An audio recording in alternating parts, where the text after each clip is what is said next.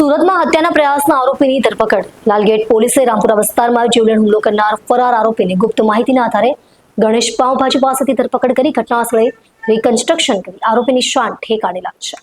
લાલગેટ પોલીસે હત્યાના પ્રયાસના આરોપમાં ફરાર થયેલા એક આરોપીની ધરપકડ કરી છે. આરોપી દ્વારા 15 દિવસ પહેલા રામપુરા વિસ્તારમાં નજીવી બાબત પર ફરિયાદી પક્ષ પર જીવલેણ હુમલો કરવામાં આવ્યો હતો. પોલીસના કહેવા પ્રમાણે સર્વેલન્સ ટીમને મળેલી ગુપ્ત માહિતીના આધારે આરોપી સમીર ઉર્ફે શાહરૂખને રામપુરાના ગણેશ પાઉંભાજી સ્થળ પાસેથી ઝડપીને ધરપકડ કરવામાં આવી હતી.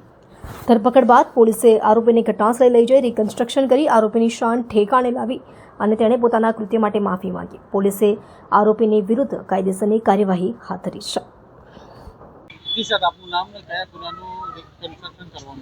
हाँ हूँ PIRM ठाकुर लालगढ़ सेकंड गई 5 तारीखे અહીંયા 300 मतलब BNS 109 મુજબનો ગુનો બનેલો હતો. એ પ્રકારનો આરોપી આજરોજ ધરપકડ થતા અહીંયા લાલગેટ વિસ્તારમાં જે એનું રિકન્સ્ટ્રક્શન કરવામાં આવેલ છે. સર આરોપીનું નામ છે સમીર ઉર્ફે શાહરૂખ. સમીર ઉર્ફે શાહરૂખ. કેટલા ટાઈમ પહેલા એની ધરપકડ કરી હતી ને આજે કેટલા ટાઈમ પહેલા એની એફઆઈઆર થતી હતી ને આજે શું છે?